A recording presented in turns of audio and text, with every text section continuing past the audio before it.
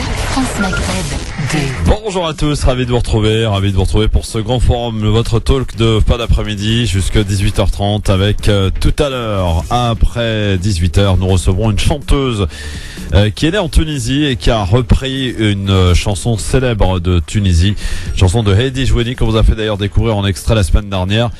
Cette chanteuse se produira en effet à la Maison de la Tunisie de dimanche soir. On en parlera avec elle, on fera connaissance avec cette chanteuse donc après 18h. Après surtout avoir retrouvé Amar tout à l'heure pour l'éphéméride et pour sa petite recette désormais récurrente du vendredi. Notre invité dans cette émission aujourd'hui sera monsieur François Cros pour parler d'un sondage du département donc opinion et stratégie d'entreprise. Tout à l'heure donc il sera avec nous pour parler notamment de cette repentance, restitution des crânes algériens, une enquête auprès des Français sur la question de la repentance pour les exactions commises par l'armée française en Algérie. Nous y reviendrons donc tout à l'heure à 17h avec François Cros, donc l'invité du Grand Forum. Dans l'actualité de ce vendredi, une actualité que l'on va commenter avec vous au 01 40 33 9000 40 33 90 00 pour parler notamment bien sûr de l'armée irakienne qui annonce qu'elle est entrée dans Mossoul, à Alep en Syrie, une trêve humanitaire, et puis en Turquie, arrestation de plusieurs cadres du HDP, le parti pro-kurde. Arrestation suivie d'un attentat. Nous parlerons du deuxième débat avant la primaire de la droite et du centre. Le précédent avait été relativement terne pour beaucoup d'observateurs. Celui-ci a été plus pimenté. Vous entendrez dans quelques instants dans le zapping. Sans oublier l'avis tranché de Tarek Mami pour nous parler notamment de la situation au Liban. Et le coup de cœur sera musical pour l'ami Tarek Mami, Fellows pour El Quds. Voilà pour le programme, ma foi, très sympathique. Je vous souhaite la bienvenue pour ce grand forum. En ce vendredi, nous sommes le 4 novembre, c'est le zapping. Le zapping, les meilleurs moments qu'il ne fallait pas rater à la télé, à la radio, sur Internet, avec ce débat hier soir sur iTélé, BFM TV, primaire de la droite et du centre, avec autour de cette table les 7 candidats en lice encore, donc qui s'affrontaient donc à l'occasion d'un débat qui a été suivi d'ailleurs par 2,9 millions de téléspectateurs, audience cumulée entre BFM TV et iTélé.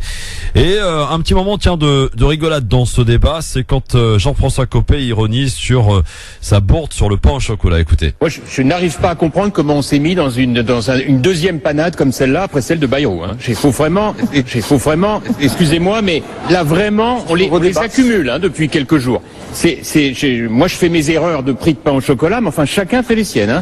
Parce qu'alors, franchement, répondre à une question qui ne se posera jamais et qui est surtout un irritant, mais alors absolu pour les électeurs de droite et du centre, en imaginant qu'on pourrait éventuellement accepter de voter pour Hollande, ça n'a aucun sens. Pourquoi est-ce que tout ça n'a aucun sens? Je suis très à l'aise pour le dire, et je pense que tout le monde ici voudra bien me le reconnaître. Je suis celui qui a imaginé la position du ni Front National, ni Parti Socialiste lorsque j'étais secrétaire général de l'UMP. Pour une raison très simple, je ne voulais pas qu'à aucun moment on puisse venir évidemment voter pour le Front National, mais non plus pour le PS, allié au Front de gauche, qui n'a rien à envier au Front National.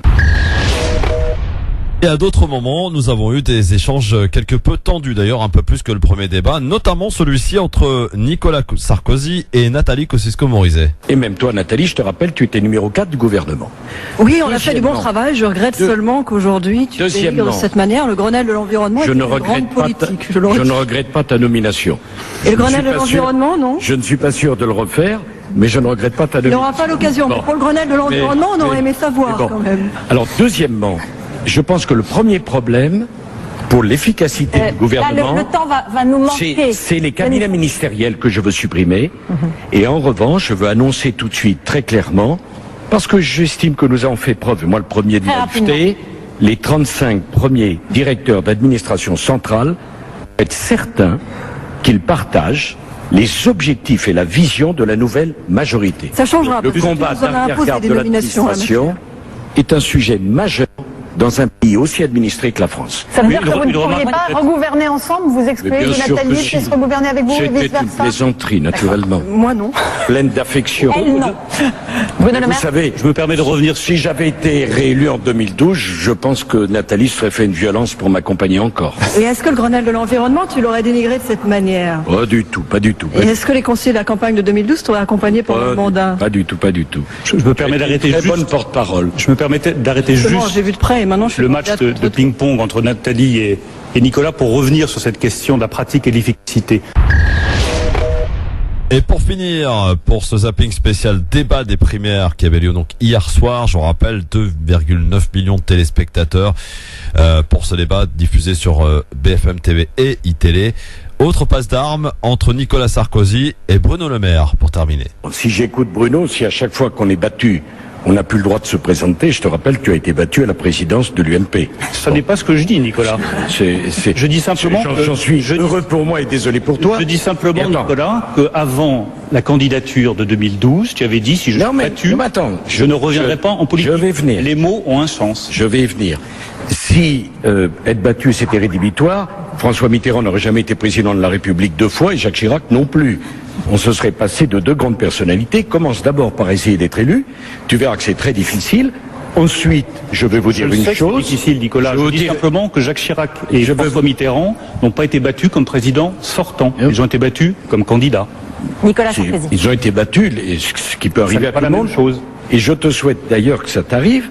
Parce que c'est la défaite qui fait apprendre des choses, comprendre des choses et faire évoluer une personnalité. Ça vous a fait changer? Ça vous a fait évoluer? C'est comme pour Nicolas que j'ai tiré les leçons de notre défaite à l'UMP en 2014. Voilà, c'était en tout cas les moments qu'il ne fallait pas rater, les moments les plus tendus de ce débat. On aura d'ailleurs l'occasion d'y revenir avec Tariq Mami, avec vous, chers amis auditeurs, au 01 40 33 9000. Vous avez probablement regardé ce débat, vous avez fait votre opinion, votre avis. Eh bien, celle-ci nous intéresse bien sûr. 01 40 33 9000. Sachez que les sondages qui se sont apparus rapidement après donc le débat laisse apparaître que Alain Juppé a été le plus convaincant par les téléspectateurs, mais que pour les partisans de droite, c'est Nicolas Sarkozy qui a été le plus convaincant devant Alain Juppé. C'est un élément intéressant à analyser. C'est ce que nous allons faire donc dans un instant sur France Maghreb 2, le grand forum, jusque 18h30. Je vous souhaite la bienvenue sur votre radio France Maghreb 2. France Maghreb 2, France Maghreb 2. Le grand forum sur France Maghreb 2. Merci d'être avec nous en ce vendredi jusque 18h30 avec pour m'accompagner aujourd'hui. On retrouve l'ancienne configuration finalement. Tariq Mami, bonjour. Bonjour à toutes, bonjour à tous. Vous deviez être accompagné de 2 charmantes jeunes filles, mais bon. Bon, alors d'abord bonjour à toutes, bonjour à tous, bonjour Christophe. Ensuite, on revient à la Dream Team, à la configuration classique pendant des années.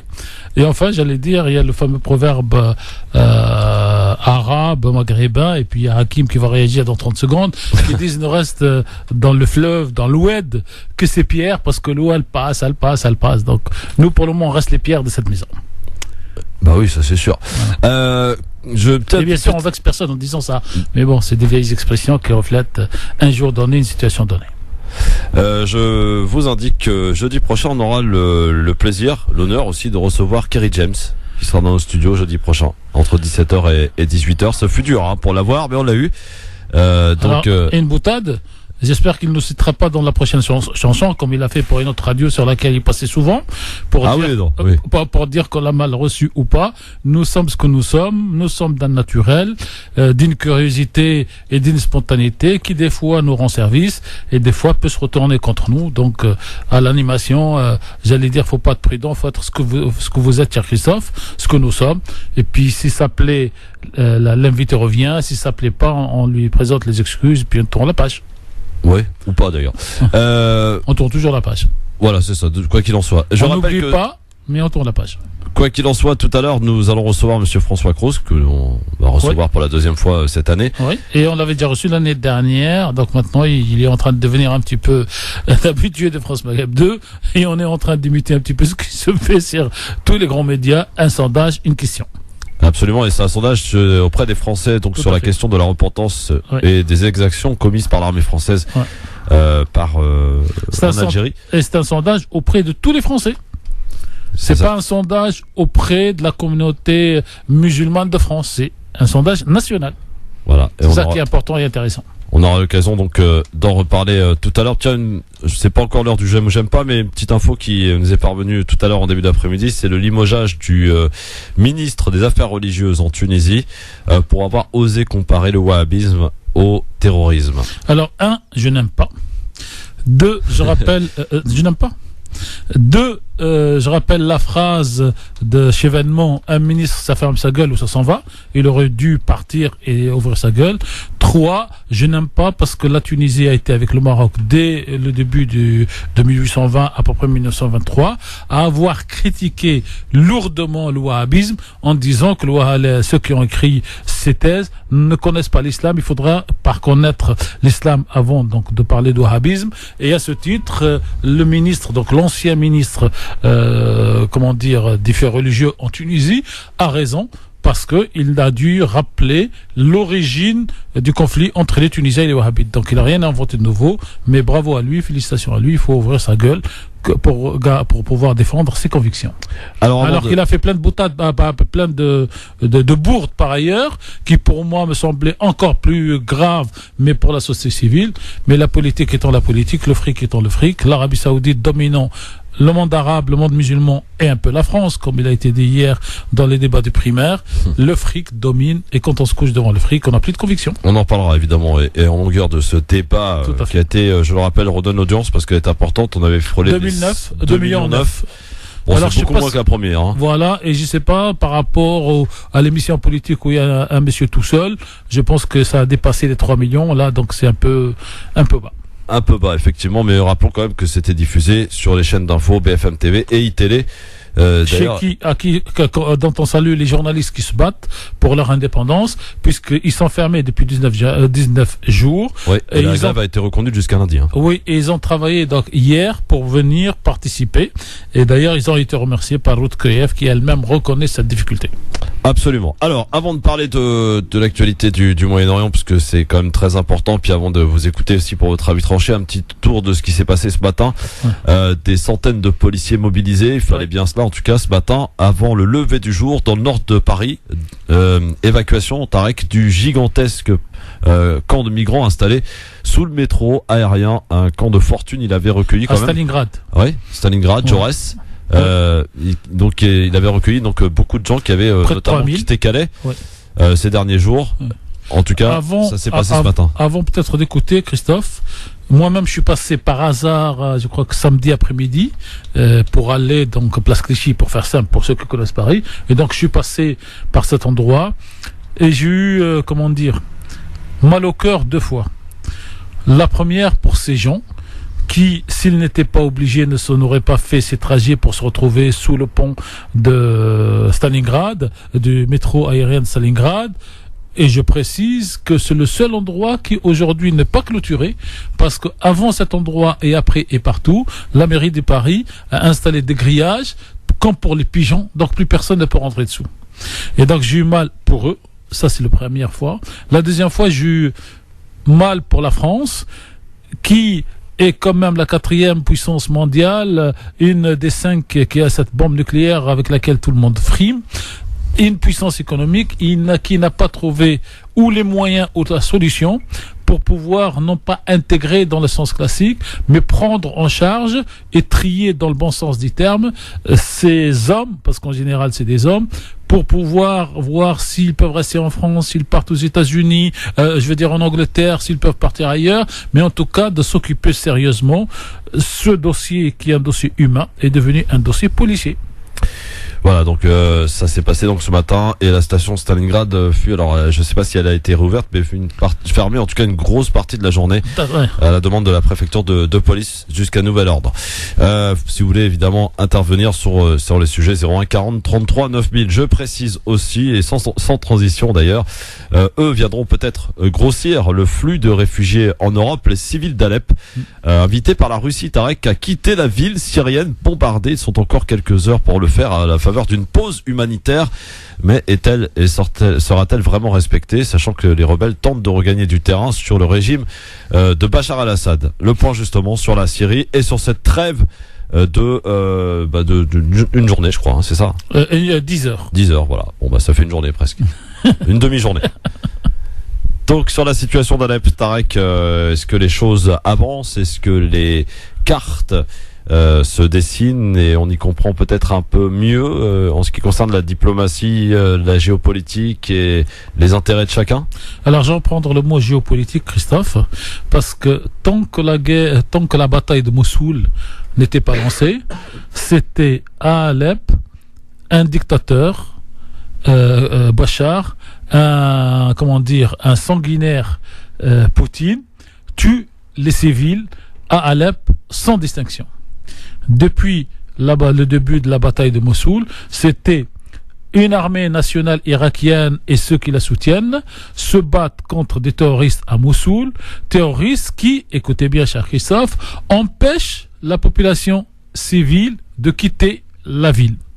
Et tout d'un coup, soit que les langues commencent à se délier, soit que comment d'un côté une population de 200 000 reste de son plein gré avec des terroristes quand il s'agit d'Alep, et comment une population qui fait, je crois, 1 million de l'autre côté essaie de s'enfuir et est retenue par les terroristes. Et donc à partir de ce moment-là, le langage a commencé à évoluer un petit peu, et en fait l'ultimatum donné par le président syrien Bachar el-Assad et par donc les troupes russes, ce n'est pas à la population de quitter, c'est d'abord un message adressé aux terroristes et aux rebelles armés, parce que chaque fois qu'on utilise un mot, on peut nous taxer d'être pro-un tel ou anti-un tel.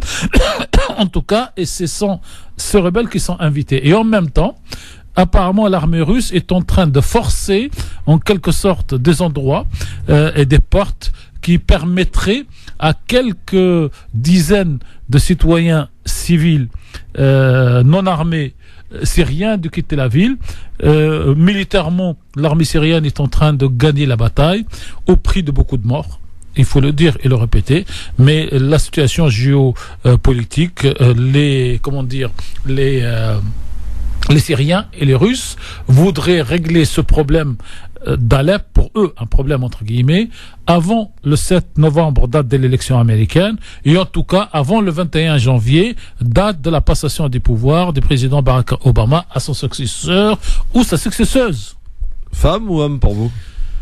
Les dernières statistiques redonnent un homme, et notamment parce qu'aujourd'hui, si vous voulez, vous avez plein de journalistes américains qui commencent à se rendre dans ce qu'on peut appeler l'Amérique blanche profonde, qui, elle, en a marre de l'establishment, donc des gens qui ont de l'argent à Washington, à New York. Et vous avez aujourd'hui trois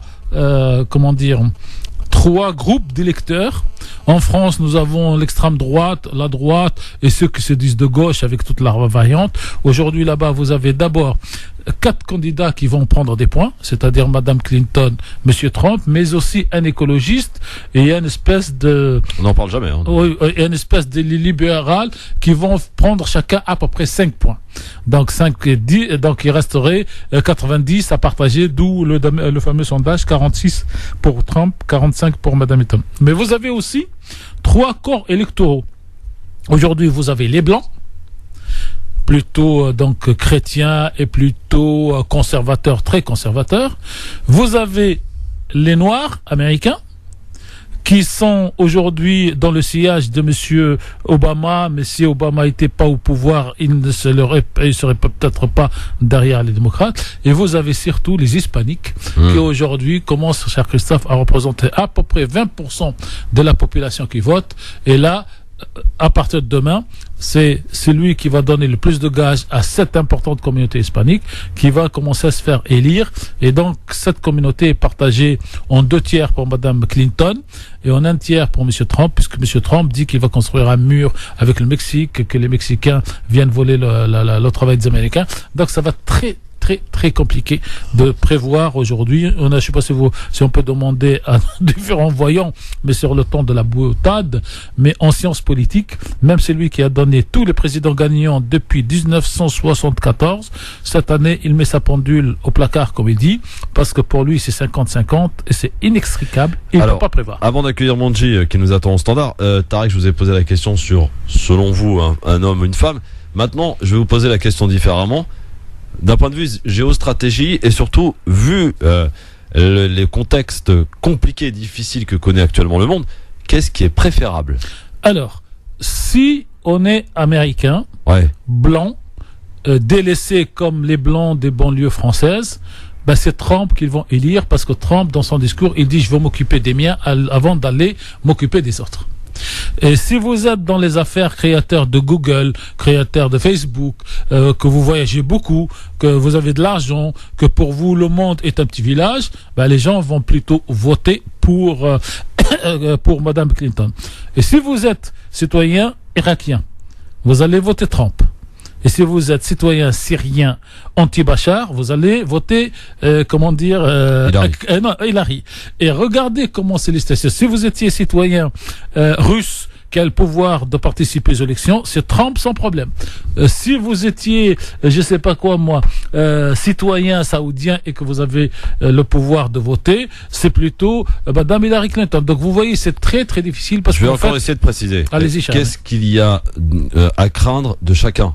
Alors, ce qu'il y a à craindre en réalité pour l'humanité, c'est Madame Clinton qui est plus dangereuse, parce que l'élection de Madame Clinton, c'est au moins 4 ans de guerre assurée, et si elle est réélue, c'est 8 ans. Si c'est Trump qui est élu, c'est plutôt les populations américaines, musulmanes, noires, un peu hispaniques, qui vont s'offrir à l'intérieur, parce qu'il propose, ce monsieur, de fermer donc les frontières par rapport aux parents de tous ces gens, et il va obliger ces gens-là à être plus américains que les Américains. Donc ça dépend à chaque fois, même si on pose la question 50 fois, de quel point de vue, objectivement, si vous étiez Fillon, et il l'a pas dit, mais j'interprète à sa position, vous allez être plus Trump pour que la France soit obligée de faire une politique extérieure indépendante. Si vous étiez Hollande ou Sarkozy, vous allez voter Clinton parce que vous avez plus d'acquaintance. Et si vous êtes israélien, il est sûr que vous choisirez Clinton. Non, vous choisirez les deux. Vous choisirez Clinton parce que la chose est installée, mais vous auriez un doute, pourquoi pas Trump, qui a promis que s'il était élu, il déplacerait donc l'ambassade des États-Unis de Tel Aviv à Jérusalem, à Al-Quds, en violation de toutes les positions internationales. Donc regardez comme c'est compliqué. On oublie François Hollande, on oublie Nicolas Sarkozy et voire même Fillon. Pour la France en tant que telle et pour la diplomatie française, est-il préférable que ce soit Clinton ou Trump? Si c'est la diplomatie gaulliste, c'est Trump. Si c'est la diplomatie atlantiste de Sarkozy, Fillon, pas Fillon, Juppé, Fabius et Hérault, eh ben c'est Hillary. Donc, je pense que là, on a bien compris. Voilà, ça dépend de quel côté vous vous mettez. Oui. En clair, c'est comme si aujourd'hui, dans le débat politique, dit non, c'est Bachar le dictateur, c'est Poutine le dictateur, et ceux qui disent non, c'est la faute des Américains, parce que si les Américains n'ont pas été en Irak en 2003, s'ils n'ont pas cassé ce pays, s'ils n'ont pas soutenu les Saoudiens et s'ils n'ont pas donné des armes aux rebelles, on ne serait pas là. Donc ça dépend. Si vous êtes d'un côté ou de l'autre, si vous êtes multipolaire, vous seriez plutôt pour Trump. Et si vous êtes pour un empire qui domine le monde, ben ça serait plutôt Clinton. Monji, bonsoir, bonjour. Hop là. Bonjour Monji. Bonjour, cher Tarek. Bonjour, cher Monji.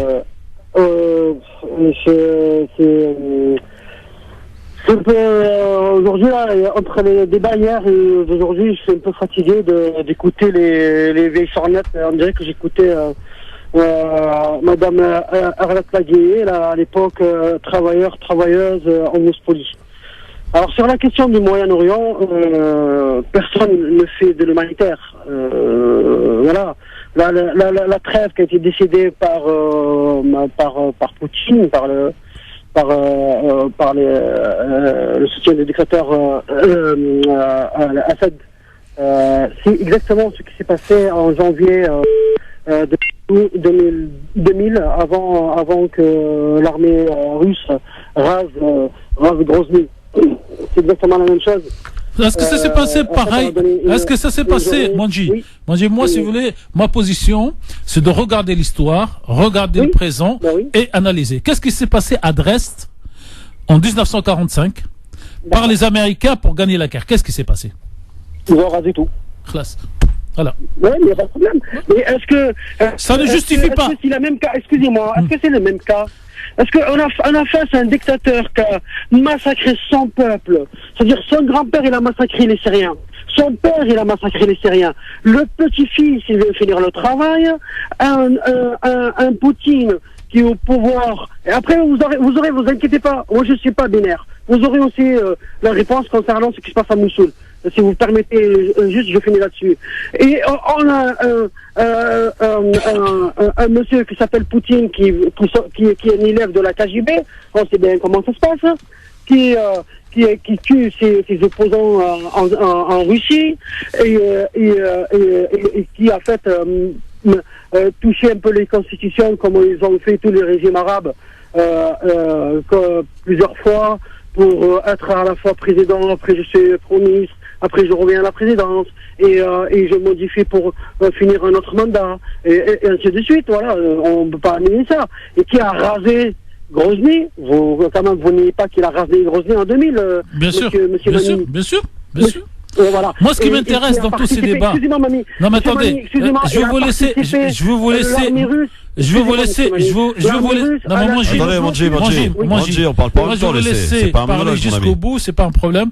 Moi, la seule chose qui me fend le cœur, comme vous dites à Marseille, c'est la situation des populations civiles en Syrie, et deux, où est le milliard de musulmans qui se dit musulman 26 heures sur 24 et qui n'existe pas sur la géostratégie. Exactement. Je reviens à ça, en fait. Exactement. Je vous remercie infiniment de me tendre cette perche de journaliste chevronné que vous êtes, et que tu es. Genre, si tu es dans la vie, c'est pas la peine de faire semblant. Oui. Il n'y a pas de problème. Et voilà. Voilà. Revenons à l'histoire. On sait bien que la Russie, elle a participé au blocus de Sarajevo. Elle a participé au massacre de Srebrenica. On a massacré les musulmans par les Serbes orthodoxes qui ont été protégés comme maintenant le pouvoir alawite de Bachar al-Assad. Et de l'autre côté, on a le camp atlantique qui est en train de massacrer la population, c'est-à-dire qu'il a donné l'Irak aux milices chiites qui sont vengés à Fallujah, qui ont massacré toutes les tribus sunnites, ce qui a fait que ces tribus sunnites, et ils ont rallié sans rechigner le Daesh. Ils disent d'ailleurs, il y a un truc, une étude qui a été faite à Mossoul, ils disent, nous on préfère largement Daesh que les milices chiites. D'ailleurs, dans les accords, tout le monde dit, attendez, mais les milices chiites ne vont pas rentrer. Parce qu'on sait qu'est-ce qu'ils ont fait en 2014, les milices chiites, lorsqu'ils sont rentrés à Fallujah. Vous ne niez pas ça non plus, non plus. Moi, je ne nie pas les faits historiques, mais j'essaie de le regarder et d'en tirer une conséquence aujourd'hui. Mais je n'ai aucun fait historique. Les conséquences d'aujourd'hui, c'est quoi? C'est qu'on doit se lever et descendre dans les rues et demander je veux dire, on n'est ni droite ni de gauche. Nous ne sommes ni dans le camp des Russes, nous ne sommes dans le camp il faut qu'on soit dans les camps de la population. Et le camp de la population, vous savez, monsieur, il y a un mur qui tombait. Vous vous rappelez, moi, je me rappelais, en 2011, il y avait déjà des pétitions qui tournaient pour demander un 4e mandat pour monsieur Ben Ali. Ces gens-là, maintenant, ils sont devenus des grands combattants, des grands démocrates. Le mur de la peur est tombé. On a vu qu'est-ce qui s'est passé au Maroc pour le monsieur qui tombait, et on a de suite vu que les gens commençaient à sortir. En fait, la conclusion de la contre-révolution, c'est-à-dire on a massacré des pays pour empêcher la population de se lever, de reprendre son destin. Bon. Et en même temps, vous savez, et pour dire, Manji, oui, parce qu'on va pas refaire toute la géopolitique du Moyen-Orient. C'est pour ça, J'ai pas entendu, excusez-moi. Je disais, on va conclure parce qu'on n'a pas le temps.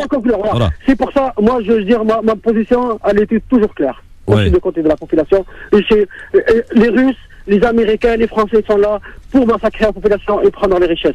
Merci Manji. Voilà, ça c'est votre avis sur France Maghreb 2. On l'a écouté, pas forcément partagé, mais en tout cas, on l'a écouté, c'est déjà ça. La guerre sans merci, on en parlait d'ailleurs avec Manji, Tarek, à Mossoul, en Irak. Les forces spéciales irakiennes annoncent être rentrées dans la ville. Elles auraient donc pénétré dans certains secteurs, se heurtant à une forte résistance, c'est ce que l'on dit, des terroristes qui contrôlent Mossoul depuis quand même maintenant 2 ans. La situation de Mossoul, juin 2014. Juin 2014. Est-ce que finalement on arrive au bout de cette affaire? Non, ça va encore durer quelques jours. En termes de puissance, j'allais dire de soldats, d'armement et tout ça, l'armée irakienne et le fameux Hashd al-Sha'bi, c'est-à-dire le soutien populaire plus les différentes milices, vont gagner. Il faut rappeler un point. On peut ne pas être d'accord avec ce qui se passe, mais le Ayatollah Sistani, si je me rappelle bien son nom, irakien, c'est-à-dire la plus haute autorité religieuse, cette fois, contrairement à ce qui s'est passé à Fallujah, a donné des consignes religieuses que tous ceux qui toucheraient un citoyen irakien, qui soit sunnite, chiite ou autre, j'allais dire, est contre la religion musulmane et contre le principe chiite, de manière à laisser l'armée, j'allais dire, nettoyer ou faire l'œuvre de la police. Ces soutiens sont là pour servir, comme disent les Iraniens, de pastarans, c'est-à-dire de personnes qui avancent pour libérer une ville, qu'ils meurent ou qu'ils tuent, c'est pas le problème. Et donc, aujourd'hui, il y aura, la prise de la ville d'un côté, mais ça ne veut pas dire que Daesh est terminé, y compris à Mossoul, parce que il suffit de se raser et de changer de quartier. Il suffit de se retirer dans le désert qui est à côté de Mossoul et de se cacher pendant quelques mois ou quelques années. Aujourd'hui, officiellement, Boko Haram, par exemple, on a dans les pays africains, n'est pas dans les villes, mais ça ne veut pas dire qu'il n'est plus un danger pour la population et pour le pays. Dites-moi, monsieur Tarek Mami, j'ai besoin de comprendre. Nous avons besoin de comprendre. Aujourd'hui, d'après certains, ce sont les chiites, les méchants, les sunnites, les pauvres, coupables. Alors, les victimes, pardon. Alors, ce que je peux vous dire, moi, c'est que vous enlevez chiites, vous mettez américains. Vous enlevez sunnites, vous mettez russes. Et vous retrouvez la même grille de lecture. Si vous êtes du côté des chiites, pour 1000 raisons, et il n'y en a pas beaucoup dans le monde, en tout cas pas en Maghreb, pas en France, les chiites, ce sont les salopards. Et si vous êtes de l'autre côté, plutôt pro-Bachar, pro-russe, c'est les chiites qui sont les défenseurs de la veuve et l'orphelin. Donc, en fait, le drame de l'islam aujourd'hui et de ceux qui sont dans la culture islamique, c'est cette coupure chiite sunnite qui est ressortie. Et si vous permettez, Christophe, si la pub ne va pas tomber dans les 2 minutes, je vais t'expliquer pourquoi. Allez-y. Dit-on du Shah d'Iran. L'Iran était un super pays pour l'Occident. Il n'y avait aucun problème avec les Wahhabites, l'Arabie Saoudite. Ils étaient tous musulmans. Et les Wahhabites voulaient même payer la bombe nucléaire pour l'Iran chiite du Shah. Israël, pareil d'ailleurs. Pourquoi? Parce qu'à l'époque, le Shah, l'Arabie Saoudite et Israël sont tous les trois dans le même camp, c'est-à-dire dans le camp américain.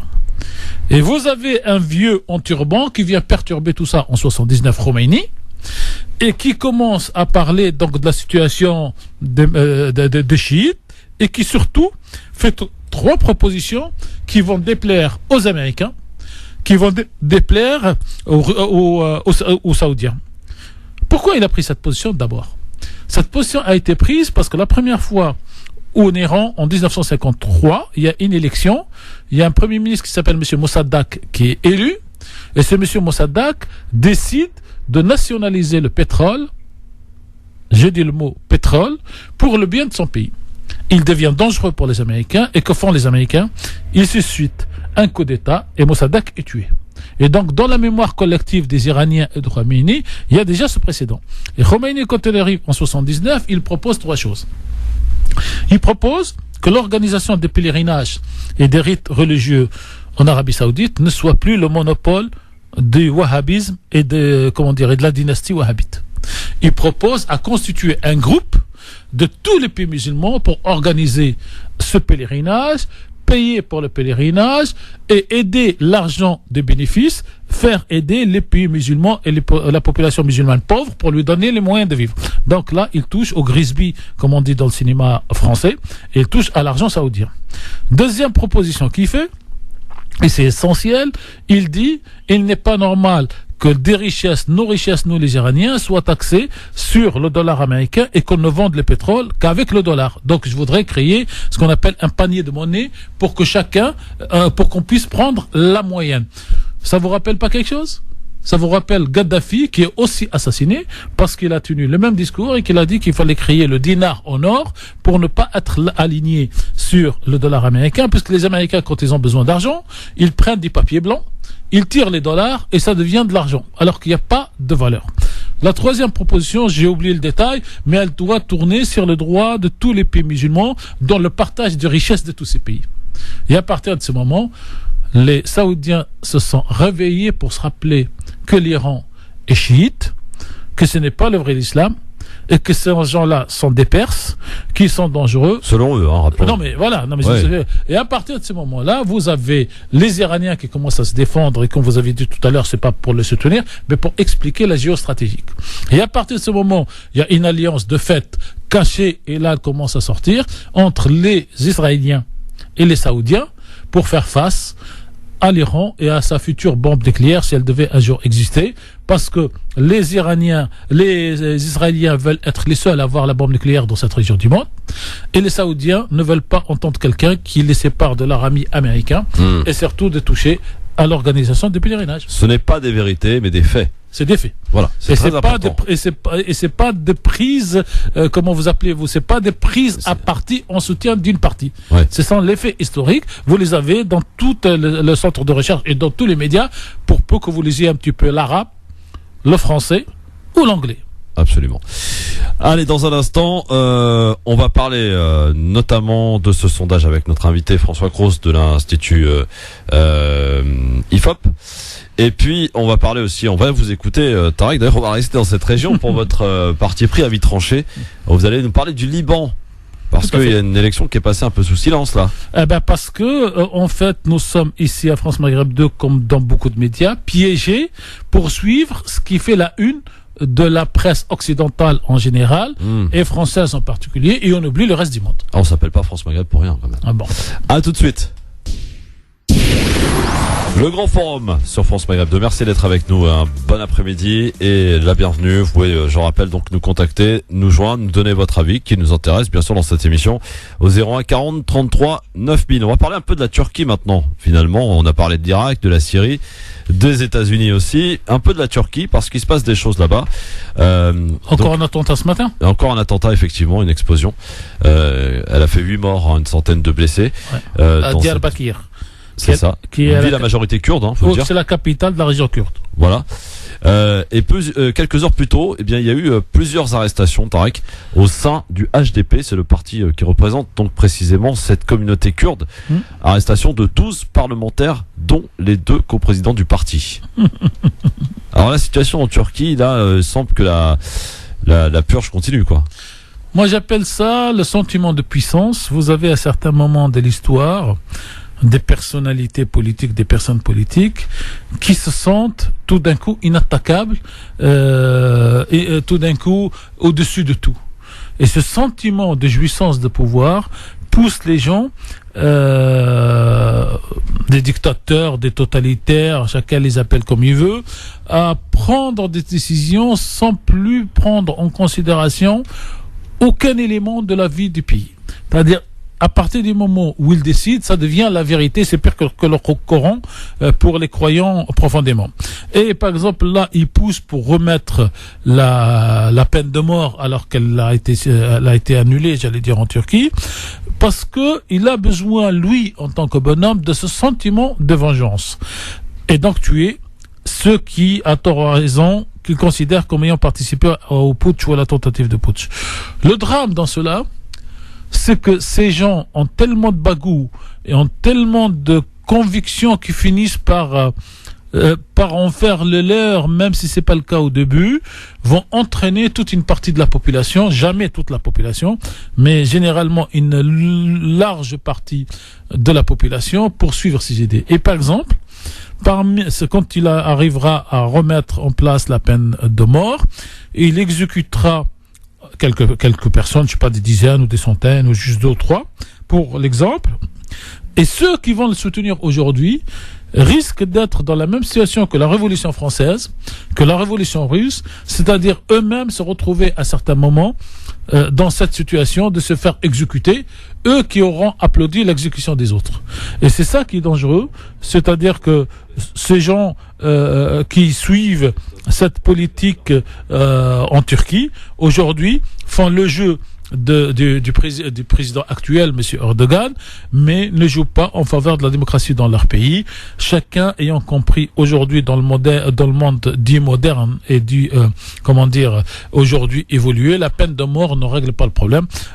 Combien même quelqu'un a tué quelqu'un, même si c'est toujours facile de parler parce qu'on parle dans l'absolu, et quand ça nous arrive à nous-mêmes dans nos familles, on ne sait pas comment chacun de nous peut réagir, mais c'est lui qui tue, ce n'est pas parce qu'on va le tuer qu'il va donc faire ressusciter celui qui a été assassiné avant. Et donc c'est cette problématique que nous avons, Christophe, que le pouvoir rend fou. Et j'ai un ami africain qui, quand on était à la fac, qui me répétait toujours que le pouvoir corrompt, et il rajoutait derrière, et le pouvoir absolu corrompt absolument. Donc c'est la boutade qui reste, c'est le pouvoir en fait, surtout quand on n'a pas de vision, de limite, quand est-ce qu'on va dégager, donne cette impression d'être devenu Dieu sur terre, et donc on n'a plus de compte à rendre à personne. Merci d'écouter France Maghreb 2, à l'écoute de votre radio, c'est l'heure d'accueillir notre invité. France Maghreb 2, l'invité de la rédaction. Et nous allons accueillir, et ça devient une habitude maintenant, mais avec grand plaisir à chaque fois, Monsieur Cross, bonjour. Bonjour. Vous allez bien, c'est la phrase rituelle depuis la dernière fois? Oui, donc la dernière fois on était sur une étude auprès des musulmans de France, et là cette fois c'est sur les relations franco-algériennes et les questions de mémoire et de repentance. Voilà. Alors on a précisé avant de vous avoir que la dernière fois, l'étude Montaigne touchait une partie des citoyens français, ceux qui se reconnaissent dans la culture musulmane, même si vous nous aviez expliqué en long et en large la méthodologie qui est beaucoup plus large que cette simple communauté pour des raisons de respect donc de la loi et de la Constitution. Mais aujourd'hui, ce nouveau sondage, lui, concerne la totalité, j'allais dire, des 66 millions de Français. Oui, bien sûr, oui, on a interrogé l'ensemble des personnes âgées de 18 ans et plus, quelle que soit leur nationalité, à l'occasion des 62 ans du 1er novembre 54, journée durant laquelle le FLN a déclenché une série d'attentats qui a marqué le début de la guerre d'indépendance. Oui, alors, cette étude, ce nouveau sondage, si j'ai bien compris, vous a été commandé par un magazine algérien qui s'appelle TSA, tout sur l'Algérie, si j'ai bien compris. Oui, c'est ça, oui. Donc l'idée, c'était à l'occasion de cette date anniversaire de faire un peu le point sur prendre un peu la température de l'opinion publique française sur ce conflit qui pèse encore quand même beaucoup sur les relations entre l'Algérie et la France. Alors, est-ce que vous avez été surpris, vous qui êtes sondeur français, de recevoir donc un contact, une commande de la partie algérienne d'un magazine algérien pour solliciter cette étude? Est-ce que c'est la première fois qu'il faut procéder de la sorte, ou est-ce qu'il est arrivé qu'un journal italien, qu'un journal, je sais pas moi, anglais ou russe vous demande quelque chose de la sorte? Oui, ça peut arriver que des médias étrangers nous posent des questions, souhaitent poser des questions aux Français sur des questions des affaires internationales, de diplomatie ou de relations entre leur pays et le nôtre. Donc c'est pas complètement exceptionnel, mais il faut dire que c'est assez rare. Voilà.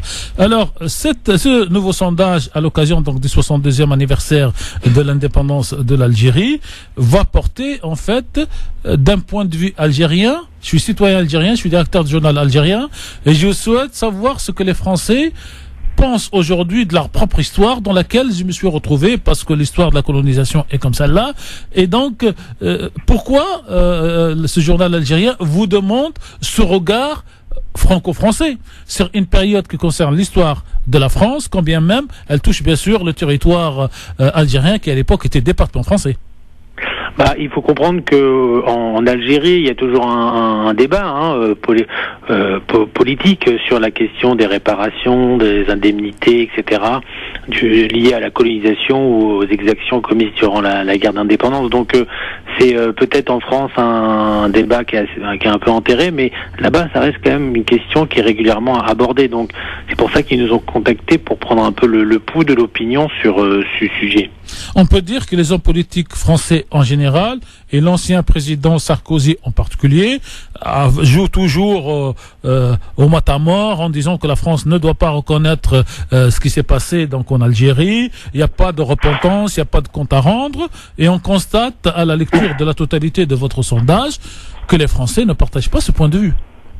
Oui, il faut savoir que ce que montre en gros cette enquête, c'est que plus de 60 ans après ces événements, les Français portent un regard assez distancié, voire dépassionné à l'égard de ce conflit, et que pour une large majorité de Français, l'indépendance de l'Algérie est perçue comme un événement bénéfique, aussi bien pour la France que pour l'Algérie, et que de manière générale, ils sont pas opposés à ce que la France présente, le gouvernement français présente des excuses pour les exactions commises par l'armée française durant l'occupation de l'Algérie, condition naturellement que ce soit des cas et des événements qui soient bien actés et incontestables naturellement. Alors, en fait, vous sortez 3 réponses principales qu'on pourrait résumer en 3 chiffres et en 3 points. Le premier, c'est qu'une majorité de Français, à hauteur de 52%, se montrent favorables aux excuses dont vous venez de parler. Le deuxième point, c'est que l'opinion française soutient massivement à 88% quand même le rapatriement en Algérie des restes mortuaires des militants algériens. On sait qu'il y a une opération depuis plus d'1 an lancée par un universitaire pour rapatrier notamment les crânes de beaucoup de militants algériens tués dans les années 1850 qui sont aujourd'hui donc dans un musée parisien. Et la troisième, c'est l'indépendance de l'Algérie qui est perçue comme bénéfique entre les deux. Comment expliquer que ces 3 points qui sont clairs ne soient pas, et 2 questions en une si vous permettez, ressaisis par les hommes politiques français aujourd'hui, et 2, que ça ne fait pas une ligne dans la grande presse française et surtout pas dans les débats des primaires de la droite, qui bien sûr parle de l'identité française, de l'islam et tout ça, mais cette question qui participe à la mémoire collective nationale, au fameux récit national, ne soit pas dans la bouche des politiques. Alors nous à l'IFOP, on n'est pas responsable de l'écho que peuvent avoir les résultats de nos enquêtes, vous le savez bien. Oui, tout à fait. Ça dépend des rédactions et c'est pas à nous de juger de ce qu'ils veulent. Mais c'est vrai qu'on a eu surtout un écho dans la part des médias qui suivent les questions de la communauté maghrébine ou africaine en France, mais pas forcément dans les grands médias. Et après, il y avait un résultat dans cette enquête qui n'était pas trop surprenant. C'était la question sur est-ce que pour vous la guerre d'Algérie a été plutôt une bonne chose ou une mauvaise chose. On l'observe depuis près de 40 ans. Pour une majorité de Français, c'est plutôt une bonne chose que l'indépendance ait eu lieu, aussi bien pour la France que pour l'Algérie. Même si on voit que plus on avance dans le temps, plus les Français ont le sentiment que ça a été une bonne chose. Les plus réticents étant plutôt les personnes âgées qui ont vécu la période de la guerre d'Algérie. Après, le chiffre qui nous a pas étonné, c'était la question sur la restitution des dépouilles. Oui. Faut savoir qu'on est sur quelque chose qui ça relève pas du sacré, mais c'est assez consensuel pour les gens que des familles souhaitent avoir naturellement les dépouilles des membres de leur famille qui ont combattu à l'époque pour l'indépendance. Donc là-dessus, il y a vraiment un consensus complet et total dans l'opinion. Après, la vraie surprise, c'était la question de la repentance, comme vous l'avez bien dit, où là, on était assez étonné de voir qu'une courte, mais quand même une courte majorité de Français était favorable à ce que le gouvernement français présente des excuses officielles pour les meurtres et exactions commises par l'armée française durant l'occupation de l'Algérie. Alors, cette courte majorité de 52% ferait le bonheur de n'importe quel homme politique pour être élu président de la République. Il n'en demandera pas ni 55 ni 70, donc c'est une majorité, j'allais dire, politique dans ce pays. Peut-être... Après, il faut juste quand même peut-être avoir regard un petit peu critique sur ce chiffre, c'est un chiffre qui montre quand même que l'opinion française est partagée, mais surtout il y a une opposition massive des sympathisants du Front National qui représente à quasiment 30% de l'électorat actuel, qui sont aux 2 tiers opposés à aux 2 tiers aux 3 quarts opposés à cette repentance, et les sympathisants de droite qui sont le cœur de l'attention des médias actuels à cause de la primaire des Républicains, et qui sont aux 2 tiers eux aussi opposés à cette repentance. Donc c'est surtout les sympathisants de gauche, les jeunes, les CSP+, qui sont favorables à cette repentance. Le reste de la population est, elle, beaucoup plus opposée. Donc on peut dire qu'il y a 2 ruptures en fait dans ce chiffre. D'une part, les personnes âgées qui ont peut-être vécu directement ou indirectement la guerre d'Algérie et qui ne veulent pas se remettre en cause en quelque sorte, y compris indirectement. Et la deuxième, c'est l'idéologie qui fait que la France ne s'excuse pas parce que la France est un grand pays. Oui, c'est pour notamment les personnes qui ont vécu ces événements, l'idée que si on doit faire des excuses, chaque camp doit en faire pour les exactions de l'autre, etc. Et que c'est mettre le doigt là-dedans, ça risque d'être quelque chose qui prendra jamais fin. Vous voyez ce que je veux dire? Il y a à la fois un positionnement qui peut être, comme vous le dites, idéologique, et puis le sentiment qu'on n'a pas forcément intérêt, si on veut maintenir, on va dire, l'unité nationale ou pas trop attiser les tensions dans la société, de mettre le doigt sur ce sujet. Alors, on remarque, Christophe, si vous permettez encore, que quand le président Chirac va faire sa grande déclaration sur la rafle du Veldiv et sur ce qu'a subi la communauté nationale française de confession juive, ça marque les esprits, ça rentre dans l'histoire, et nous avons le président Hollande qui, par touche, reconnaît d'un côté les assassinats du 17 octobre à Paris, de l'autre le drame de Dzigan, et ne semble pas imprégner la mémoire collective. Alors, c'est une question aussi de place que prend ce sujet dans les médias, dans l'éducation, dans le débat public. Il est vrai que la question de la mémoire sur les exactions et la déportation des Juifs prend plus de place en France que les autres débats, comme par exemple l'esclavage ou la colonisation. Voilà. Est-ce qu'on peut vous poser une question indiscrète, peut-être? Quel est le prochain sondage qui, d'après vous, pourrait nous intéresser, en tout cas pourrait intéresser nos auditeurs, sur lequel vous travaillez aujourd'hui, sans dire pour qui, bien sûr? Notamment, c'est pour TF1, on risque de publier prochainement une étude sur les relations franco-algériennes, la question des visas, etc., et des relations diplomatiques entre les 2 pays. Donc peut-être que ça pourra éventuellement aussi vous intéresser. Voilà, donc on va prendre ça comme prétexte pour vous rappeler à la sortie de ce prochain... C'est prévu quand, avant la fin de l'année? Voilà. Donc dès que ce sondage sort et qu'on le reçoit donc en tant que presse, nous reviendrons vers vous, cher Monsieur Cross, pour continuer ces discussions. Plaisir. Merci, à bientôt. Merci à vous. Merci, au revoir. Tarek, il est triste de constater quand même que quand on parlait de ce sondage sur l'image des musulmans, etc., on en fasse des choux gras. Des tonnes. Des tonnes. Un sondage extrêmement intéressant parce que quelle est la grandeur d'un pays qui sait reconnaître ses erreurs? C'est dans sa population et pas dans ses médias. Je veux dire, là, on a affaire, si vous voulez, quand on écoute un peu cette interview et ce sondage, on a affaire quand même à une d'un côté, ces politiques et les médias qui donnent et dressent une image de la population française, et de l'autre côté, la réelle image de la population française qui va, mais carrément à l'encontre de ce que l'on peut entendre à longueur de journée. Je veux dire, quand on entend que les Français sont favorables, par exemple, à la restitution des crânes, sont à 88%. 88%, c'est énorme. Et le directeur de ce musée cherche des poux dans la tête de ceux qui le lui demandent, en sortant des arguments à droite et à gauche et l'histoire et je sais pas quoi, alors que voilà, s'il regardait et je suis sûr que l'initiateur de cette demande de restitution de crâne va lui envoyer ce rapport, la population française est pour que les dépouilles de ces, aujourd'hui on peut les appeler des héros de leur indépendance, à l'époque on les appelait les rebelles et plein d'autres choses, soient restitués pour être enterrés humainement dans leur village ou dans leur ville, c'est normal. Et ce directeur, à ce jour, n'a toujours pas réagi à ce sondage. Et moi, ce que me tue, comme vous dites, cher Christophe, c'est que les grands médias, et hier, cette question avait sa place à la fin, à un certain moment. Surtout sur le fait de reconnaître, de présenter ses excuses.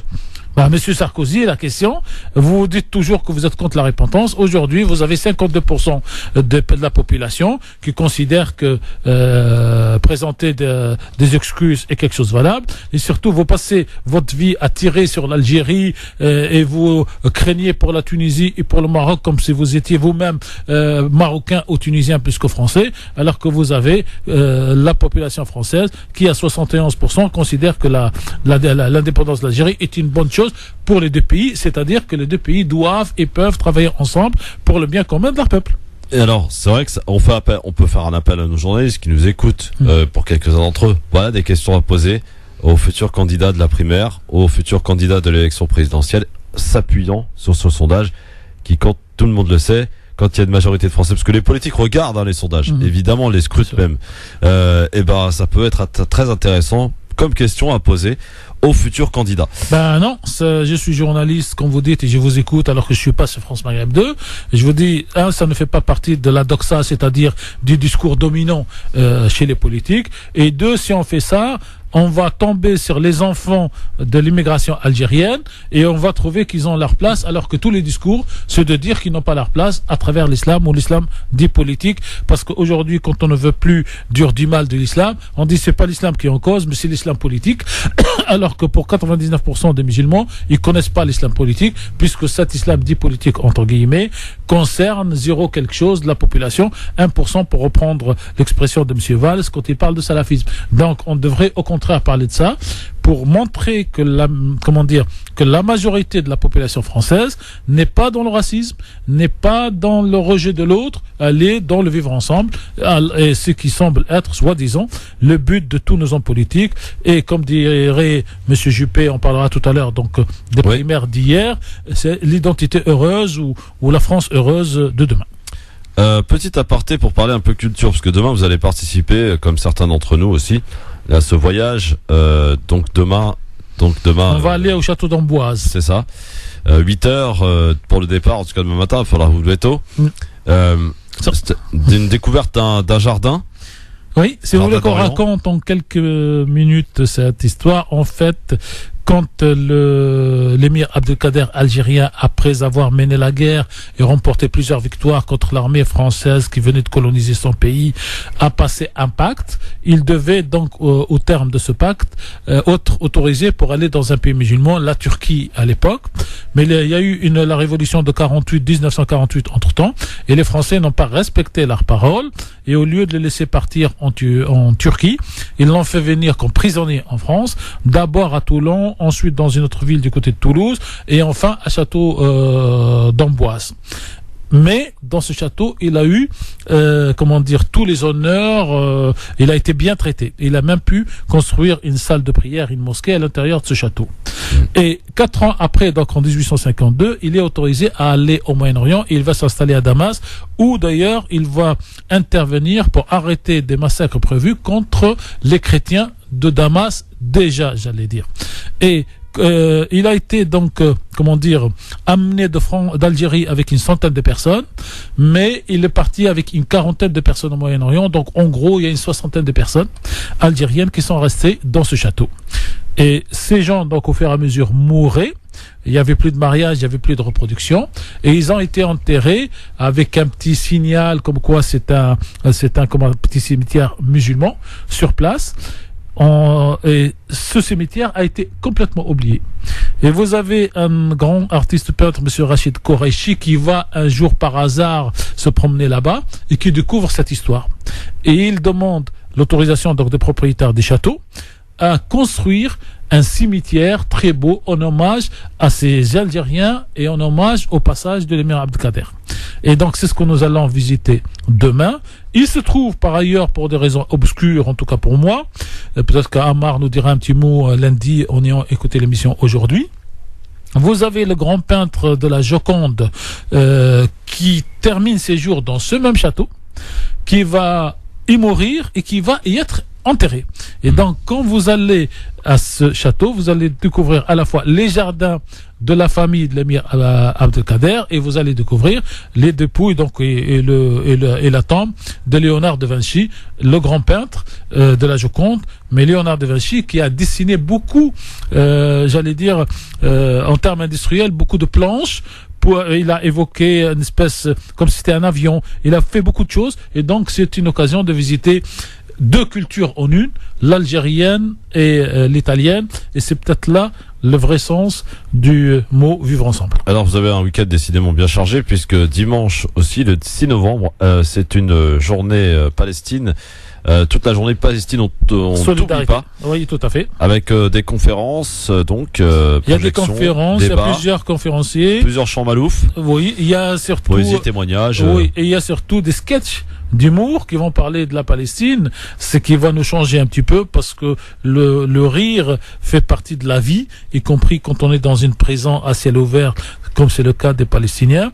Et donc, en fait, on va rentrer vers 21h le samedi soir et le lendemain à 9h du matin, on repart pour faire une journée Palestine. Ça se passe à Ivry, hein? À Ivry, voilà, et vous avez le numéro de téléphone pour le voyage de demain. Par SMS d'ailleurs, pour l'inscription est gratuite. Enfin, c'est gratuit, voilà, vous pouvez y aller, mais c'est sur inscription par téléphone. Voilà, je sais pas si vous avez en mémoire le numéro de téléphone pour la journée Palestine. Alors 06 20 34 00 36. On va le répéter. Alors 06 20 34 0036. Voilà. Pour demain, donc le voyage est complet. Donc on vous racontera la semaine prochaine ou un autre vendredi comment ça s'est passé ce voyage.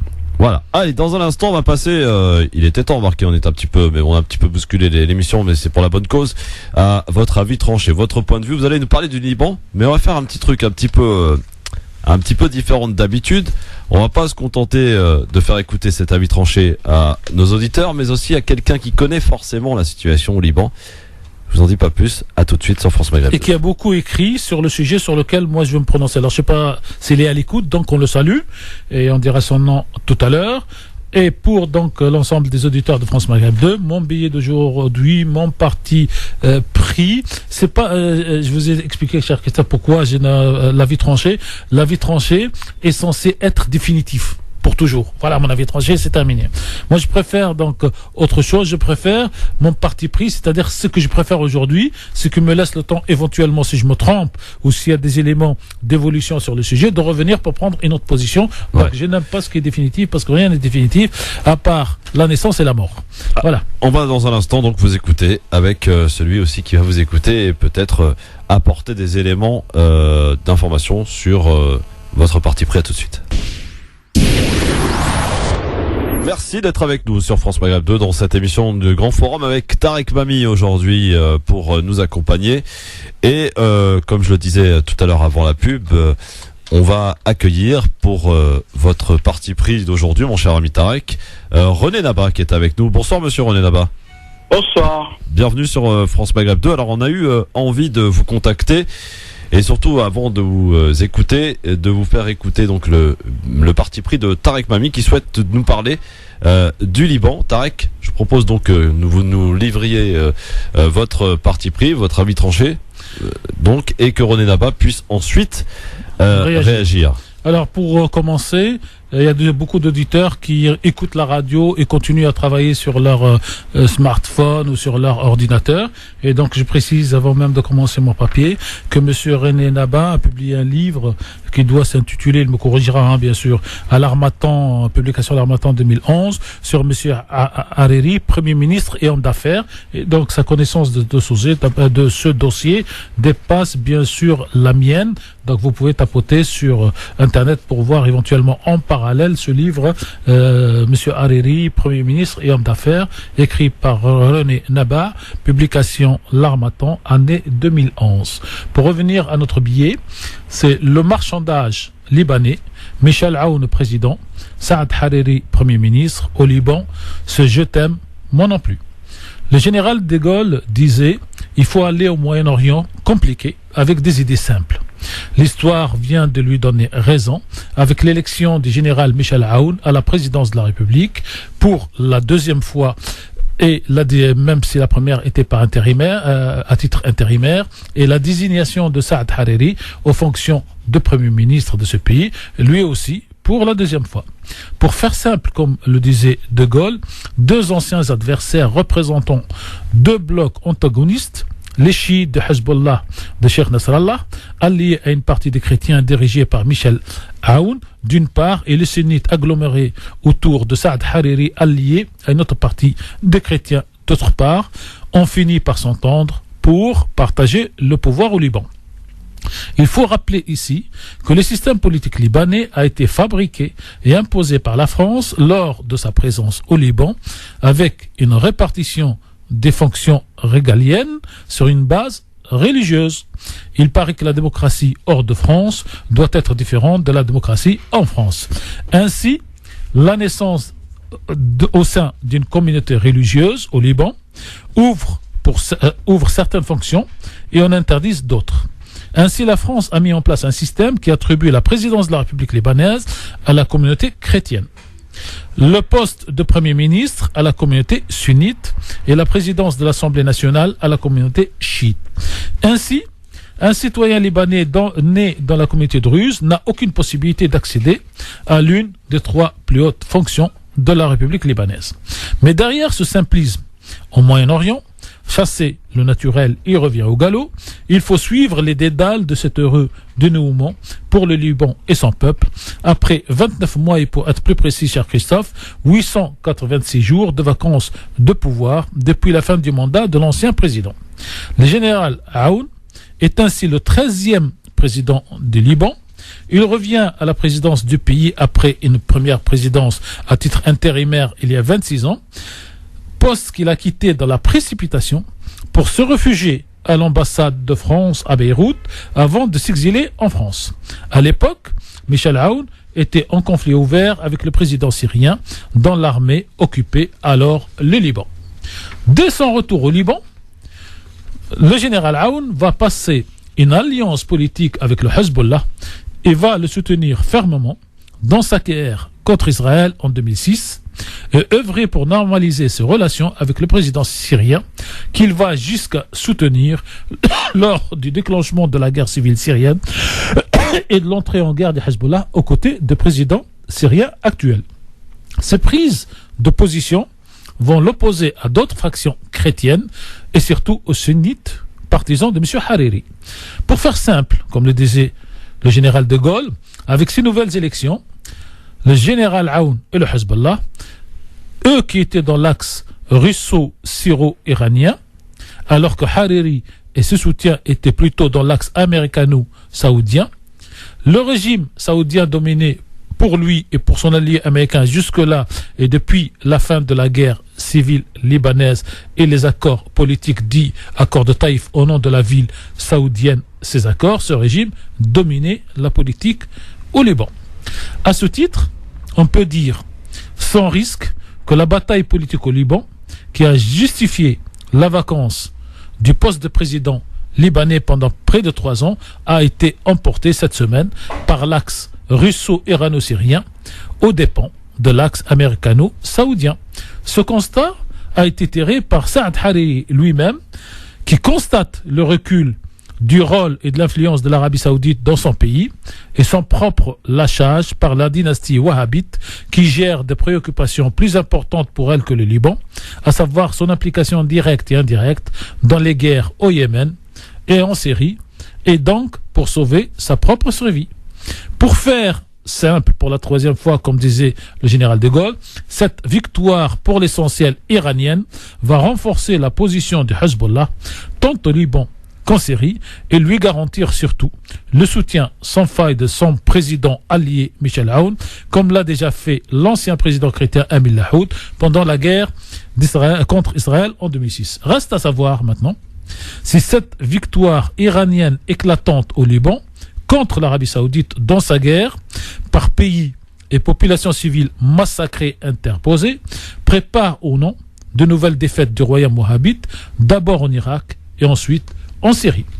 Les prémices de ces défaites futures s'annoncent déjà dans l'horizon syrien, avec l'avancée de l'armée syrienne à Alep et le quasi-encerclement des rebelles armés dans cette ville.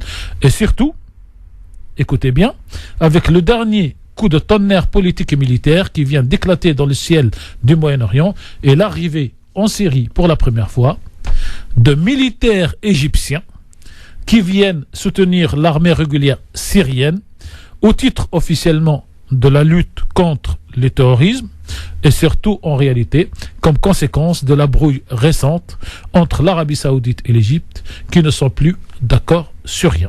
Décidément, le général de Gaulle avait raison de dire qu'il faut aller au Moyen-Orient compliqué avec des idées simples, mais ce n'est pas parce qu'il faut avoir des idées simples pour comprendre la situation au Moyen-Orient que cette situation ne soit pas effectivement compliquée. Le massacre des populations civiles, notamment en Syrie, continue et les Palestiniens continuent de vivre sous occupation et dans une prison à ciel ouvert. On a l'habitude de demander la réaction de nos auditeurs. On va demander celle de René Naba, donc qui a écouté attentivement donc le papier de Tarek Mami. Monsieur René Naba. Oui. Votre réaction à ce que vous venez d'entendre. Je dois vous dire que d'abord, Hezbollah, c'est une victoire principale et majeure du Hezbollah, d'abord, avant d'être celle de l'Iran. Pour les affaires intérieures libanaises, le Hezbollah est un acteur régional majeur. Il a une très grande marge de manœuvre. Lorsque le président François Hollande a demandé au président Rouhani, à l'occasion de sa visite officielle de normalisation, d'intervenir auprès de son allié chiite du Liban pour faciliter les élections présidentielles libanaises, Rouhani lui avait répondu à Hollande: ça c'est une affaire intérieure libanaise, je m'en mêle pas. Le Hezbollah apporte la démonstration que c'est et Hassan Nasrallah, surtout son chef, que c'est un homme de parole et un homme d'honneur parce qu'il a tenu promesse malgré toutes les tentatives. Il a soutenu son candidat pendant 11 ans pour le faire arriver au pouvoir, sans la moindre condition. Ça, c'est une démonstration de la crédibilité. Il ne se retourne pas. En échange, Hariri, en contrepoint, a déjà d'abord soutenu un candidat de son propre camp, Samir Jarja, le criminel de guerre par excellence du Liban. Et ça, les démocraties occidentales passent dans la mesure où ils sont des alliés de l'Occident. Il a ensuite renoncé, il a dû choisir un candidat du propre camp du Hezbollah en la personne de Sleiman Frangieh. Finalement, la troisième fois, la troisième a été la bonne, il s'est rallié finalement au général Michel Aoun. C'est-à-dire que Saad Hariri, le premier ministre pressenti, a dû faire trois concessions pour arriver au même résultat. On aurait pu arriver à ce même résultat il y a 2 ans et demi lorsqu'il avait vu le rapport de force, mais il avait d'autres missions. Autre point à souligner. Lorsqu'il était au pouvoir, au Premier ministre, en 2011, Saad Hariri était à la tête d'un empire financier et médiatique consistant, qui lui permettait de gouverner avec mépris et condescendance vis-à-vis de ses compatriotes. Il reprend le pouvoir, il arrive au poste du pouvoir, de nouveau aux portes du pouvoir, exsangue complètement. Il a une grosse perte de poids financier et médiatique, à l'état de cessation de paiement.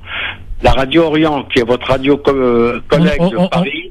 on n'en parle pas, on essaie de rester sur les généralités, s'il vous plaît. Mais c'est ça, c'est pour vous dire, ils nous ont dû comprimer leur personnel. Ils étaient 150 personnes, ils en sont... Il y a pas mal de... Donc il arrive en quête de pouvoir pour un rebond financier et politique. Ce qui n'est pas le cas des autres. Les autres ont été... Il a dû souscrire au candidat du camp adverse pour revenir au pouvoir. C'est-à-dire, il est là, il est en position d'attente et de quête. Et sa prestation gouvernementale sera radicalement différente de ce que c'était auparavant. Et il ne compte plus d'abord sur le soutien inconditionnel et constant et régulier de puissance occidentale, puisqu'il a apporté la démonstration de son incapacité à tenir les rênes d'un pouvoir et de son propre clan qui faisait commencer à faire défection un peu partout, dont beaucoup ont rallié le camp djihadiste, particulièrement ces députés du Nord-Liban qui sont des compagnons de route des partis djihadistes et qui ont failli déferler sur les bancs net est de Hezbollah, qui a fait déjà 6 offensives aux frontières pour briser net leur invasion du Liban, pour porter la guerre au Liban par rapport à la Syrie. René, on peut dire quand même que c'est une bonne nouvelle pour le peuple libanais qui sort donc d'une vacance de pouvoir pour regarder vers l'horizon. Ben, certainement, parce qu'en plus, qu'on aime ou qu'on n'aime pas le général Aoun, c'est un des dirigeants libanais qui est réputé pour son intégrité, ce qui n'est pas le cas de beaucoup de personnes là-bas. Oui. Et donc là, en plus, dans un État en faillite avec 70 milliards de dettes publiques, l'électricité, la désorganisation des services publics, le problème sanitaire généré par les poubelles, par la pollution et tout ça, ils espèrent qu'il y aura d'abord la restauration de l'état de droit et une exemplarité du pouvoir, parce que c'est un général qui a tenu parole tout le temps, qui a été un allié fidèle du Hezbollah et des autres alliés. Il n'a jamais fait un faux pas dans ce sens-là. Et on espère au moins, pas totalement de Hariri, le fait qu'un nouveau président soit à la tête de l'État, qui est respectueux de la loi et de la Constitution, puisse donner une certaine exemplarité à la vie politique libanaise qui en manque tant. Parce que c'est un règne du népotisme, de la bureaucratie. René, dernière question. Alors, dans mon papier, j'ai pas inscrit le nom de monsieur Nabih Berri, parce qu'en clair, aujourd'hui, sa position, en tout cas pour moi, était lisible. Ah, parfaitement. Non. Le cher Hassan Nasrallah vient, il n'y a même pas une demi-heure, de faire un discours. Oui. Et il le rend grâce parce que non seulement il va gérer, il a dit dans la mesure, c'est lui qui va négocier pour le Hezbollah, la participation au gouvernement. Le Hezbollah ne va pas négocier avec le Hariri. Oui. Donc ce qui va se passer d'ici, Berri est au pouvoir, au gouvernement, j'y serai. Et s'il n'y est pas, je n'y serai pas. C'est aussi simple que ça. C'est le mandat fondé de pouvoir du Hezbollah dans cette négociation. Surtout, ils sont soucieux de 3-4 choses. C'est le parti de la coalition, la défense, parce que c'est quand même, il ne faut pas que Hezbollah soit poignardé dans le dos au moment qu'il livre bataille pour l'intégrité territoriale en Syrie et face à Israël. Et aussi la nouvelle bataille sur l'énergie, parce qu'il y en a trouvé des forages considérables de pétrole. Et qu'il faudra aussi la libérer de l'empreinte israélien qui essaye de récupérer ces gisements pour les détourner comme elle a détourné les eaux des fleuves du Libanais. Donc ça, c'est une grosse bataille. Il vise le pétrole, l'énergie et les communications dans ce gouvernement. Sinon, pas ça, ils ne rentreront pas au gouvernement. Merci, cher Merci René Naba. Merci beaucoup. À bientôt. Voilà, donc là, on a eu un parti pris plus que complet pour le coup, mon cher ami Tarek. Bah tout à fait. Bon, monsieur René Naba est un grand journaliste. Des fois, il est controversé, mais il fait son travail d'investigation. Et donc c'est pour ça, si vous voulez, que lui, comme d'autres, ont leur place sur France Maghreb 2. L'essentiel, comme toujours, pour nous, c'est de donner le plus grand nombre d'éléments d'éclairage d'une situation donnée. Et après, bien sûr, on ne demande pas à nos auditeurs de suivre tout ce que nous disons. Nous leur demandons d'avoir plusieurs points de vue, des fois contradictoires et c'est nécessaire, pour qu'ils puissent se faire une position sur un sujet donné. Et je tenais à parler du Liban parce que ce sujet... Un pays que vous connaissez d'ailleurs. Ah oui, que j'ai visité plusieurs fois, du nord au sud. J'ai même été reporter pendant les derniers jours de la guerre de 2006 dans le sud de Liban pour comprendre comment ça se passe comme tout jeune journaliste. J'étais accompagné donc par beaucoup de militants libanais pro-guerre, et à Beyrouth, j'ai rencontré des journalistes chrétiens anti-guerre, anti-Nasrallah pour me faire une propre idée. Donc c'est ma façon de travailler. Et en tout cas, je suis, comme pour le sondage, cher Christophe, plus que surpris que dans notre pays, que dans nos médias, ce sont ce genre de sujets qui constituent un tournant dans la guerre de Syrie, parce qu'aujourd'hui le président Aoun est un soutien de Hezbollah qui est partie prenante de la guerre, ne fasse pas partie des sujets, des débats des journalistes. Ou alors, le jour où ils en parleront, ils vont nous amener encore des experts qui ne connaissent rien à cette situation. En tout cas, nous, à France Maghreb 2, on essaye, chaque fois qu'on tombe sur un sujet qui mérite sa place pour nos auditeurs et qui n'est pas très développé dans la grande presse, dans la presse mainstream, on essaie d'en parler pour que chacun soit curieux et aille chercher ailleurs le complément de ce billet. Et le tout est conclu par un coup de cœur qui est tout à fait légitime. Et des circonstances. France Maghreb 2. Le coup de cœur. Un extrait de cette magnifique chanson qu'on aura l'occasion évidemment de réécouter dans l'intégralité, chanson de Fellows, donc El Quds de Circonstance pour ce papier et ce coup de cœur, bien sûr, de son nom dit par Tarek Mami. Alors on va finir, j'allais dire avant de passer au j'aime ou j'aime pas, par ce qui s'est passé hier soir, mon ami Tarek.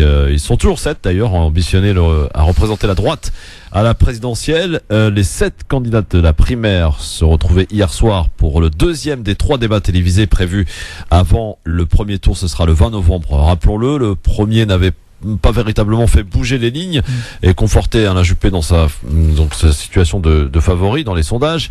Le rendez-vous d'hier, Salvagram à Paris promettait donc de balayer plus de sujets, de la question des migrants à celle de l'intervention en Syrie, en passant par les institutions, notamment à la question du mandat unique. C'est l'engagement pris par Alain Juppé, qui assure qu'il ne se représentera pas s'il l'emporte, en tout cas à la fin du mois et surtout au mois de mai prochain.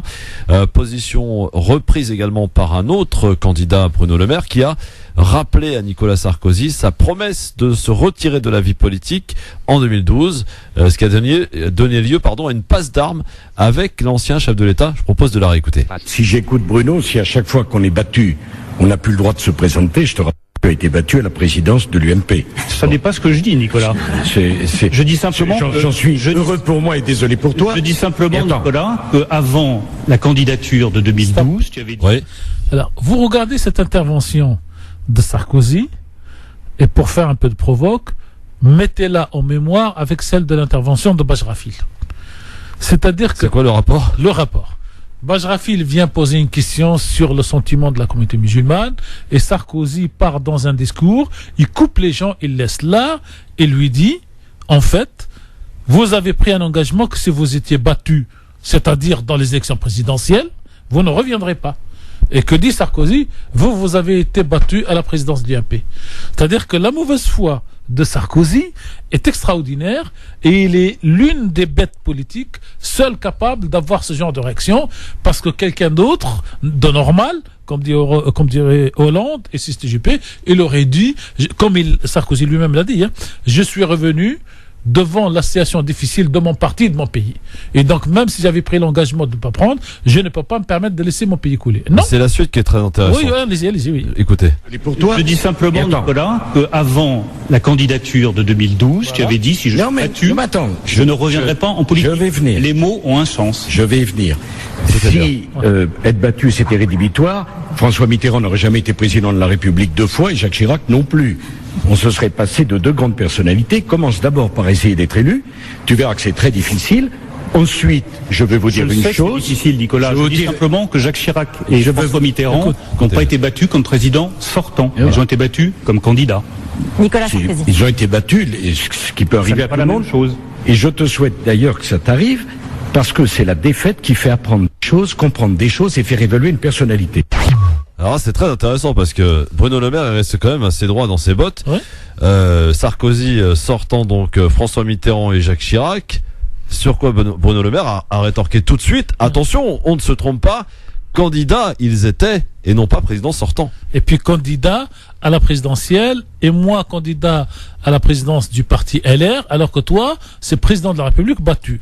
Moi, j'ai envie de nommer le débat d'hier, cher Christophe, sous une forme de provocation, c'est les 2 plus 1 plus 1 plus 2 plus 1. Alors, je m'explique. Les 2, c'est en fait Sarko et Juppé. Le 1, c'est Fillon, qui va émerger. Les 2... Qui a monté d'ailleurs dans le sondage oui, d'après. Oui, justement, c'est pour ça qu'il est 1. Les 2, c'est donc Monsieur Bruno Renovo et Copé, qui a donné beaucoup de coups à Sarkozy. Et le 1 dernier, c'est le facho de l'extrême droite qui a trouvé les moyens de rentrer donc dans cette primaire. Et la 1, c'est Madame Inkem. Alors, quand je dis Sarkozy, vous avez un autre extrait, cher Christophe, pour les auditeurs. C'est quand Monsieur Sarkozy fait le malin en disant à Copé, l'arroseur arrosé. Et l'autre, il lui répond, attendez, vous allez voir dans quel sens l'arrosage il va y aller. Ouais. C'est extraordinaire. Et pourtant, c'est assez bizarre parce que Copé est quand même quelqu'un qui est crédité de 1 ou 2%, qui n'est pas aimé visiblement de pas mal de gens, y compris dans son parti. Et ça a été pour moi, en tout cas, celui qui a été à l'offensive hier, en portant des coups et même parfois en tournant en autodérision quand il a parlé de son coup de pain au chocolat, quoi. Parce que aujourd'hui, et dès les premiers sondages et dès le premier débat, il a compris qu'il a aucune chance. Et donc, il préfère jouer celui qui prépare son avenir. Et donc, c'est pour ça d'ailleurs qu'il n'a pas dit un mot à Juppé. parce qu'il se dit, si Juppé gagne, je peux me retrouver à la tête du parti, je peux me retrouver comme secrétaire d'État, je peux me retrouver, donc j'aménage l'avenir, alors que Fillon, lui, joue sa propre place. Passe d'armes avec Nicolas NKM aussi, hein, Nicolas Sarkozy NKM. Elle a été extraordinaire. En fait, hier, t'avais une seule personne qui n'a pas attaqué Sarkozy, c'est le fasciste de l'extrême droite, qui se représente comme chrétien, qui lui, à un certain moment, il dit qu'au deuxième tour, s'il y avait Hollande contre Marine Le Pen, il voterait Le Pen, et qui a été d'ailleurs qui n'a pas été raté par M. Juppé, qui dit vous voulez pas de M. Bayrou et vous voulez de Mme Le Pen. Le débat d'hier a amené une chose, c'est Juppé creuse son sillon, et la première fois hier soir vers minuit, 1h du matin, il a dit aux gens qui l'attendaient, doucement je vous dis dans les oreilles, nous allons gagner. Donc il y a une nouvelle certitude qui s'installe. Vous avez Sarkozy qui aujourd'hui ne sait plus quoi faire parce qu'il est premier dans l'électorat de droite, mais il n'y a pas que l'électorat de droite. Et vous avez Fillon qui aujourd'hui monte. Non, mais surtout, il sauve un honneur. Il a toujours été un homme effacé pendant 5 ans derrière Sarkozy. Et Sarkozy cherchait à l'humilier sur cette situation. Et là, si vous voulez, il va jouer peut-être le rôle de Montebourg, c'est-à-dire le troisième homme. On sait très bien qu'au Parti socialiste, il y avait Hollande plus Martine Aubry plus Montebourg. Aujourd'hui, Fillon fait du Montebourg, c'est-à-dire qu'il va devenir incontournable. Et comme il n'est pas tout à fait contre Bayrou et contre donc le MoDem, il pourrait servir de lien entre les deux. En un mot, qui a gagné hier? Si tant est qu'il y en ait un. Sarkozy, comment ça s'appelle? Juppé. C'est-à-dire ça, c'est auprès des sympathisants, mais au point de vue de débat. D'ailleurs, celui qui a été le plus offensif. C'est Juppé, parce qu'il a montré son caractère droit sur ses bottes quand Bayrou est venu 3 fois sur la question. Il dit, je répondrai plus à Bayrou. En clair, moi, je sais ce que je veux. Faites ce que vous avez à faire. Et Sarkozy, qui a essayé de s'en sortir en essayant de jouer la question que Ruth Krief lui a posée la première.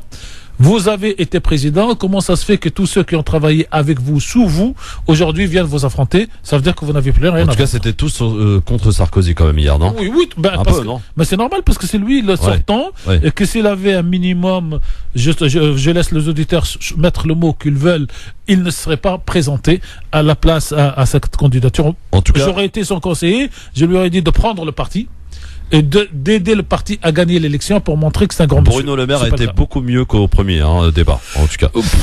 Pas beaucoup. Pour moi, la surprise, ça a été un KM, parce qu'elle a 2 fois dit à M. Sarkozy, surtout la deuxième, si vous gagnez demain, je ne travaillerai pas avec vous. Ouais, c'est ça, elle l'a dit. Dans un instant, le j'aime ou j'aime pas, et puis tranquillement, pour nous emmener vers 18h, ça passe vite, on est bien, c'est normal. France Maghreb 2, France Maghreb 2. Le grand forum avec le j'aime ou j'aime pas, pour finir avec Tarek Mami. Tarek, juste avant de passer au j'aime ou j'aime pas, je voulais quand même vous donner cette information parce qu'elle est importante. C'est une remise, comme chaque année à la même époque, du plus prestigieux des prix littéraires, le prix Goncourt, qui a récompensé Laïla Slimani. Hier, la jeune romancière franco-marocaine, couronnée dès son 2e roman, Chanson douce, publié aux éditions Gallimard. Voilà, donc alors la surprise, elle est là certainement, cher Christophe, mais elle est surtout qu'avant même d'obtenir ce prix, elle avait déjà vendu plus de 35 000 exemplaires de ce roman sans qu'il y ait trop de bruit, sans qu'il y ait trop de pub. Ce qui veut dire qu'en fait les gens qui lisent dans ce pays lisent et se passent la parole, comme quoi c'est un super roman, et bravo à elle, félicitations à elle. Alors j'ai vu dans un certain milieu dire que si on la donne, c'est parce que c'est une femme de culture musulmane, mais pas voilée, donc il y a des messages. J'allais dire, pour faire vulgaire, on s'en fout. L'essentiel, c'est qu'une nouvelle écrivaine est née, connue et reconnue aujourd'hui par la société française, et tout ce qui peut familiariser, j'allais dire, l'ensemble des citoyens français avec ses prénoms, avec leur écriture, avec la réussite, c'est une intégration réussie. Bien qu'on n'aime pas ce mot, ça veut dire que les Français reconnaissent de plus en plus, même si c'est difficile, leurs compatriotes de culture musulmane dans les réussites. Allez, on y va pour le j'aime ou j'aime pas. Un peu le principe des réseaux sociaux, Facebook et Twitter, avec des petites informations, on aime ou on n'aime pas. Tarek, alors 4 mosquées de la région parisienne soupçonnées visiblement de promouvoir l'islamisme radical ont été purement et simplement fermées. Alors je n'aime pas, non pas que les mosquées soient fermées à cause des personnes qui les dirigent, mais je n'aime pas du fait que dans notre pays, ni le CFCM, ni personne de ceux qui prétendent parler au nom de l'islam ne prennent initiative pour négocier avec le ministère de l'Intérieur, pour prendre en gestion provisoire ces mosquées le temps de la régularisation de la société, de l'association. Parce que qu'est-ce qu'on reproche à une association? C'est que les gens qui la dirigeraient contre la loi de la République. Et qui on punit en définitive? On punit les citoyens musulmans qui vont faire leur prière dans ces mosquées. C'est un petit peu quand on fait un embargo contre un pays, on dit qu'on fait l'embargo pour punir le président Assad ou avant le président irakien Saddam. En fait, on punit la population alors que la population n'est pas responsable. Et donc, j'aime et j'aime pas à la fois parce que c'est un sentiment. Non, mais c'est un sentiment étrange. Bon. Alors, je dirais que je n'aime pas le fait qu'il n'y ait pas d'association qui reprenne provisoirement la gestion de ces mosquées. Israël a détruit un cimetière musulman à Jérusalem-Est. Alors, non seulement que je n'aime pas, mais je n'aimerais pas qu'aucun pays ne détruise une mosquée quelconque, que ce soit musulmane, chrétienne ou juive, que ce soit dans un pays musulman, que ce soit dans un pays chrétien ou que ce soit ailleurs. Maroc, mon cher ami Tarek, on a appris que 2 adolescentes, des jeunes filles donc, ont été jetées en prison pour homosexualité. Je n'aime pas non plus, parce qu'il faut qu'on commence à apprendre dans cette culture musulmane que chacun interprète comme il veut, que les libertés individuelles sont individuelles, ne sont pas collectives, que chacun fait ce qu'il veut, surtout comme chez lui. Je rappelle, même s'il ne partage pas toujours son point de vue, les positions de M. Ranouchi en Tunisie, qui a fini par dire ce qui se passe à l'intérieur des maisons ne concerne personne, il concerne les personnes qui commettent les choses et Dieu là-haut, mais la police d'un pays et les politiques d'un pays ne doivent pas s'immiscer dans la vie privée des uns et des autres. Toujours au Maroc, une députée a insulté les rifins en les qualifiant de racailles, puis elle s'est excusée. C'est une députée issue de l'Union constitutionnelle.